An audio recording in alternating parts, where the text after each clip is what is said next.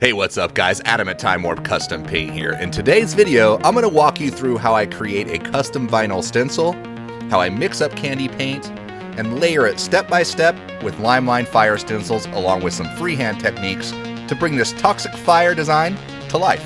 Let's jump in.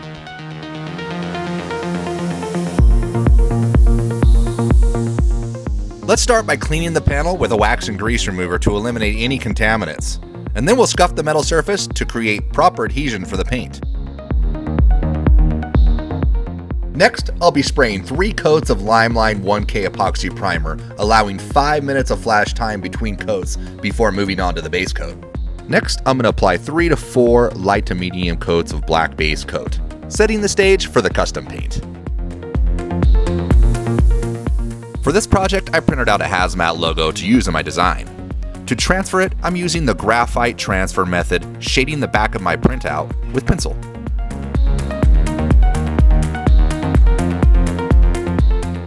Using Limelight removable masking, I'm going to tape the design in place and run a pen along the edges of the graphic to transfer the outline.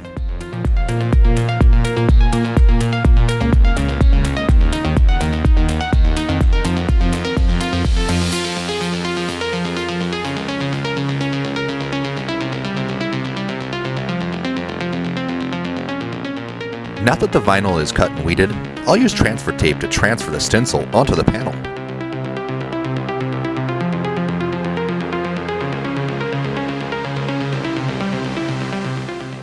Alright, now it's time to mix up the paint for this project. Candy concentrate is exactly what it sounds like. It's a concentrate that needs to be diluted with clear base coat or inner coat clear. Limelight candy concentrate is mixed at 3 parts clear base coat to 1 part candy concentrate. Using mixing cups makes it easy and accurate so there's no guessing involved. Since automotive paints need to be thin to spray properly, we need to add a urethane reducer. A good starting point is a 1-to-1 ratio. That's not a strict rule. You can adjust the amount of reducer to improve flow and atomization, depending on your setup.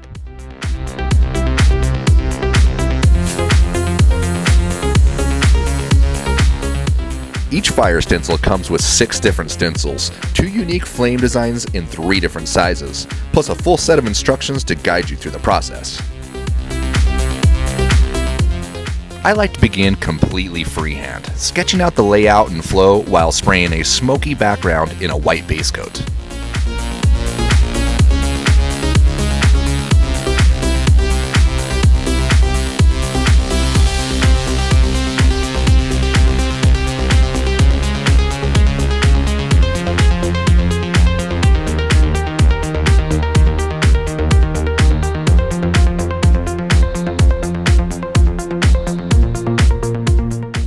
Next, I'll use the 2 largest stencils to carve out the hard edges, blending the paint outwards to soften the transitions.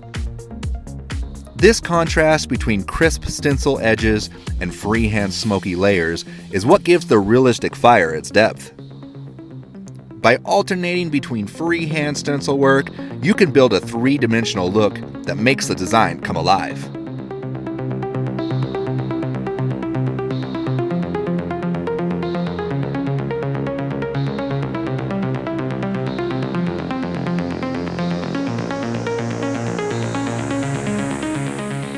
Next, I'll spray the same green candy we mixed earlier, focusing on the edges and into the background to build depth and glow. Alright, now we'll step back into the white base coat to build another layer to the fire. This time we'll focus more towards the inside of the previous layer so we don't lose anything that we've already created.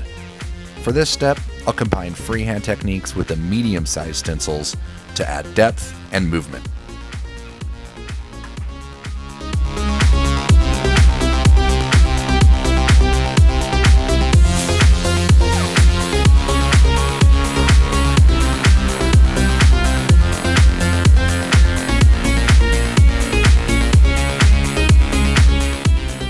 Next, I'll bring in the gold candy, lightly tinting the entire design to unify the tones and seamlessly blend all the colors together.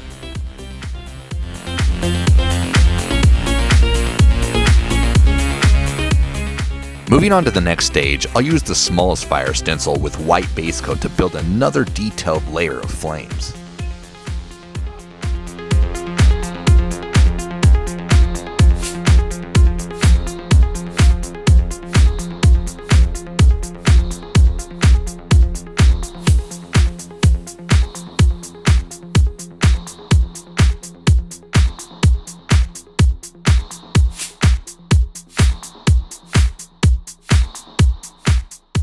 Now I'll blend in both green and gold candy, weaving the colors together to unify the flames.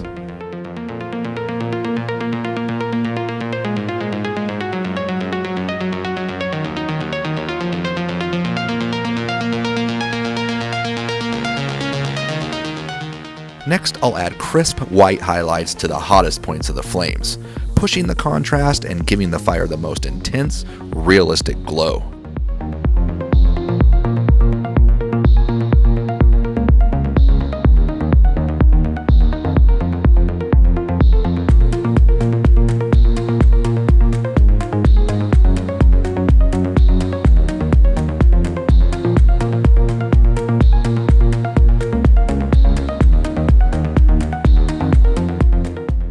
I'm going to seal the deal with a can of double shot clear coat. This unique can houses 2 separate chambers that mix together when activated.